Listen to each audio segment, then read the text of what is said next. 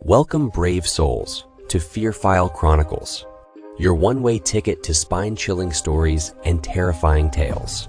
Tonight, we'll be diving into the darkest corners of the human mind with the story, Fog, penned by the twisted mind of Josef K.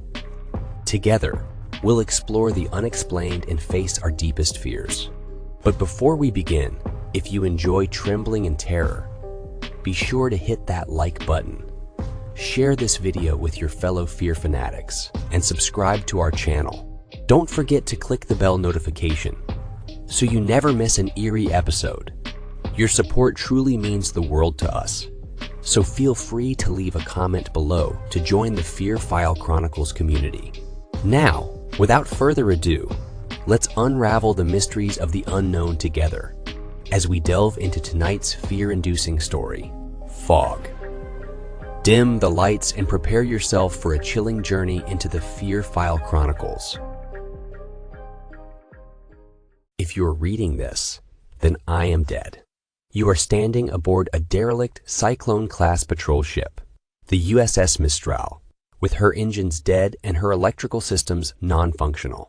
I am, or rather was, the XO of this vessel, Lieutenant Commander Ryan Simmons.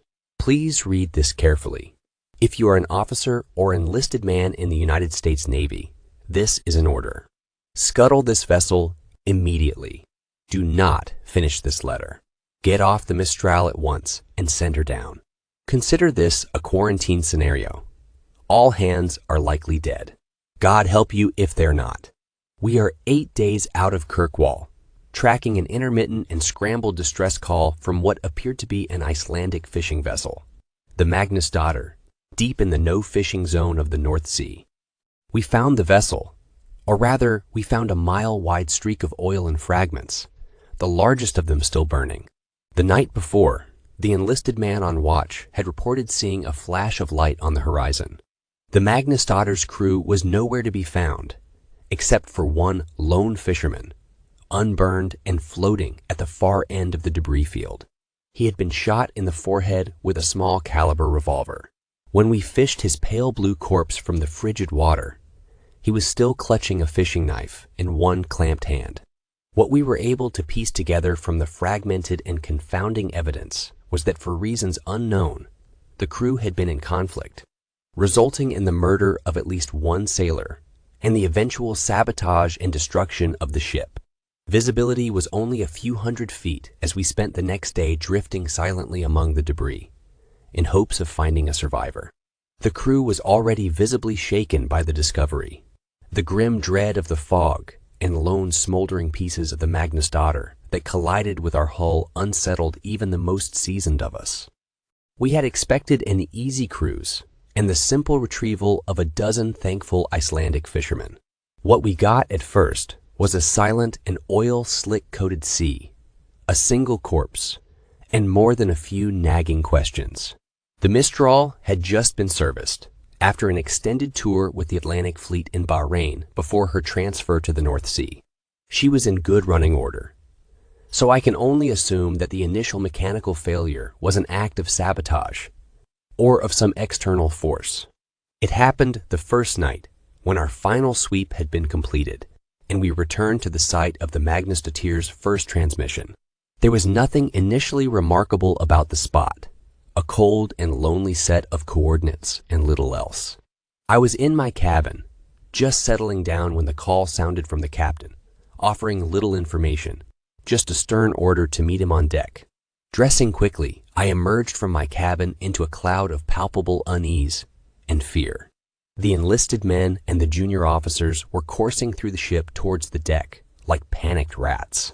No one made eye contact or spoke. There was none of the usual gallows humor or camaraderie that bubbles up in situations of limited information, just a grim inertia that pulled us out into the Arctic night. On deck, the night was unnaturally clear and cold, and the bright of the stars burned in the frosty air.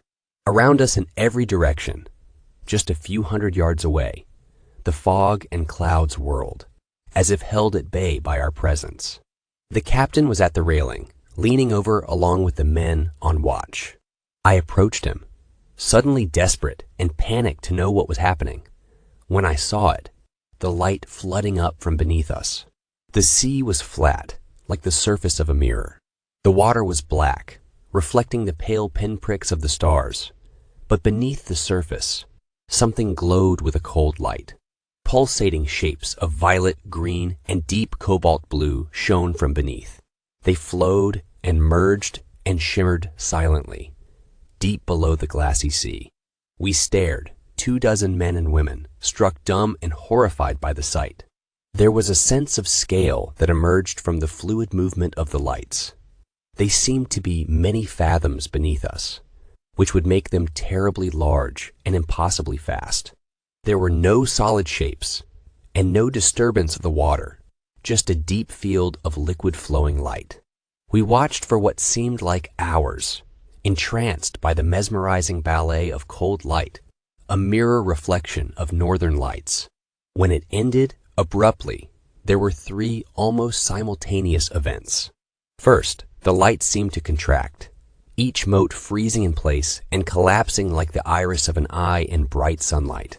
Secondly, there was a tremor in the air that first raised the hair on the back of my neck. As the ghostly lights winked out of existence, it rose in intensity until I thought my eyeballs might shake their way out of my head. Through the fog of sudden pain, I heard a noise rising above Arctic wind, a humming vibration from the Mistral herself that matched the electric shuddering in my skull. It was as if every light bulb aboard the Mistral was suddenly flushed with power, flaring bright and buzzing noisily in their housings. And when the wine had reached a fever pitch, they began to pop and shatter among a shatter of sparks. From start to finish, it lasted less than 2 seconds, and we were left floating silently in the dark waters, beneath the starry sky, on a dead and crippled boat. The damage was invisible, without any obvious cause, and total. Nothing aboard the Mistral worked. Each carefully crafted system of multiple redundancies had crumbled. Every light was shattered, and even the replacement bulbs, and the small flashlights we all carried, held fused and useless filaments. Satellite phones, shortwave radios, all means of communication were useless bricks of plastic and wire. Every battery was dead. Every stereo system was silent. We were adrift, without sail or engine, isolated from the world by 100 miles of black and silent sea. The crew moved through the ship that first night like moles, fumbling through dark corridors with only a few pale green chemical lights to check each system.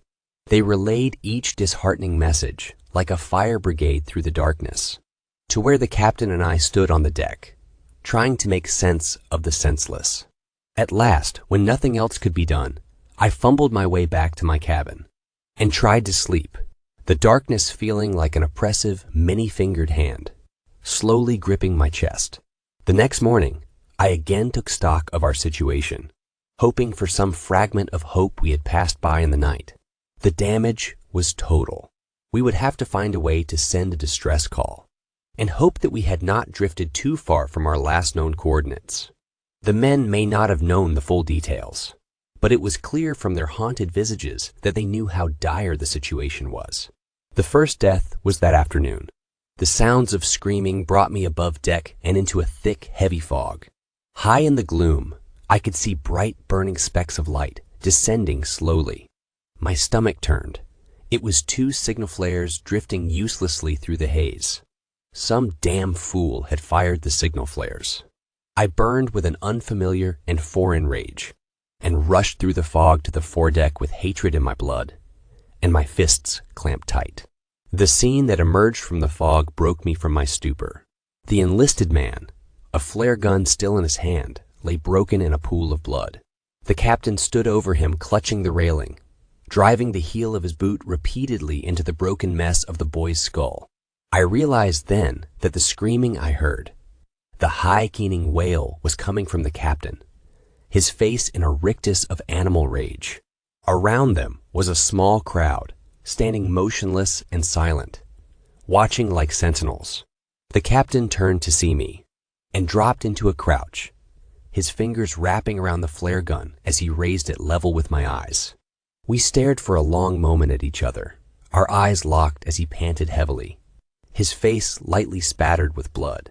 The only sound was the wet, gurgling exhale of the enlisted man's death rattle, a bubble of blood forming on his ruined face. I'd served with this man for nearly a decade. This was not the man I knew. This was a hollow simulacrum, filled with violence and terror. I spoke to him then. In a soothing voice, I asked him to hand me the flare gun. He's murdered us, Ryan. The fog. The flares will never... He shook his head and clenched his eyes tight, as if he were trying to shake himself from a dream. Then he shuddered once, violently, his back arching like a seizure. This little fuck has killed us, he choked out. The flare gun wavered in the air, and I took a step closer, reaching out for him. He opened his eyes, and I froze again as we stared silently at one another. You are going to die here. He giggled quietly. I always wanted to watch you die, you fucking coward. He tilted his head back and laughed, one hyena-like bark to the gray sky, and then put the flare gun in his mouth and fired, the last flare igniting and temporarily bathing his head in a halo of magnesium orange and smoke. He tumbled back over the railing. If there was a splash when he hit the water, it was swallowed by the fog. I stood for what seemed like a very long time. It slowly dawned on me that I was alone, the silent audience having melted away below decks, no doubt taking the grim tale with them. I feared for morale, an absurd concern, I realize now, but could not move from the spot, as if sheer force of will would cause the sea to regurgitate this man. My friend. The first gunshot broke me from my reverie. In the emergency lockers, I found that a handful of flare guns remained, and I stuffed one into each pocket and entered the dim passageway to below deck. Over the hollow retort of gunshots, other muffled sounds began to emerge.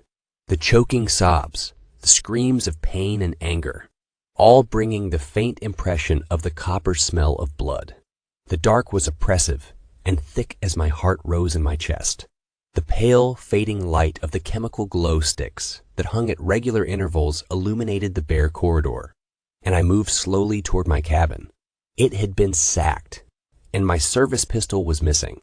The next two cabins held the corpses of the junior officers, their broken forms still in their bunks, skulls opened like blossoming flowers under the point-blank shots. I felt the distinct and irrational desire to run on deck and leap overboard, to swim away from the boat into the unknown sea. I gripped a flare gun and held it out ahead of me, less like a weapon and more like a talisman, and began to pace slowly down the corridor to the enlisted bunks.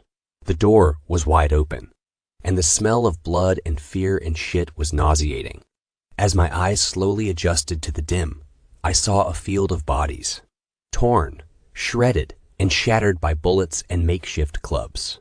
A few of the men still moved, twitching slightly. I watched in frozen terror as one man, his face a mask of blood and rage, turned up his head to regard me, and with a weak cry of rage began to drag himself with his arms, trailing a broken and shattered leg towards me. From the shadows, another form pounced on him, a boot digging into the wounded man's back with a wet cracking sound. I recognized the attacker's face in the green chemical dim, a quiet and bookish young man. Like the captain, this was not the man I knew. This was a beast that wore his skin. He reached down and grabbed the wounded man's jaw, thumb slipping into his mouth.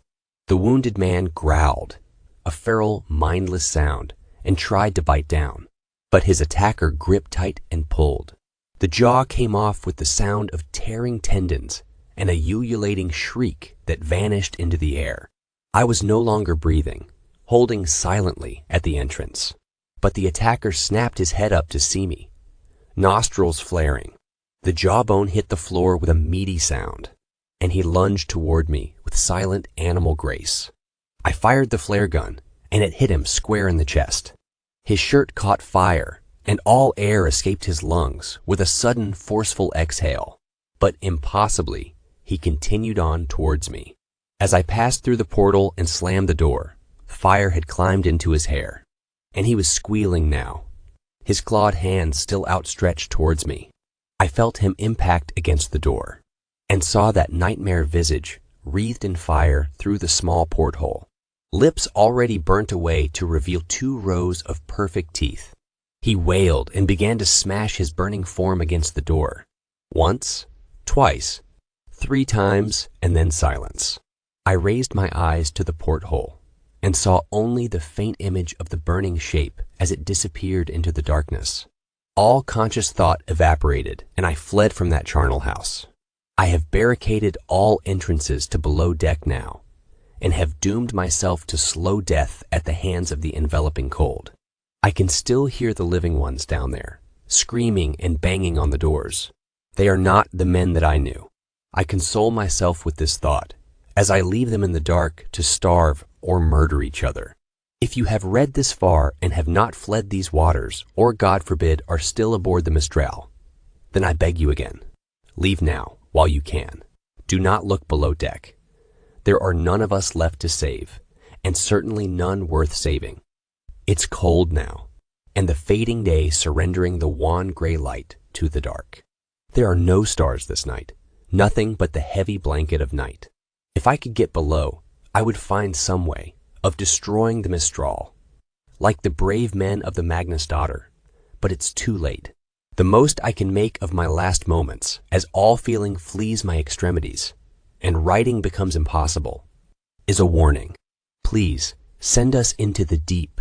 Tell no one you found us, and never return. There are things and primal desires older than man, and forces beyond the grasp of our simple minds. And they dwell here, beneath the frozen sea. Well, my friends, we've reached the end of tonight's chilling tale, Fog, by the talented Josef K.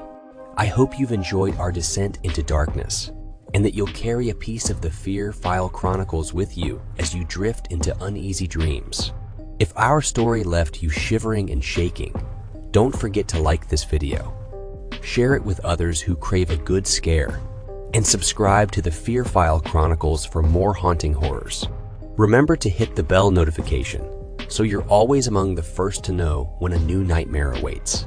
As always, we appreciate your support and would love to hear your thoughts in the comments below.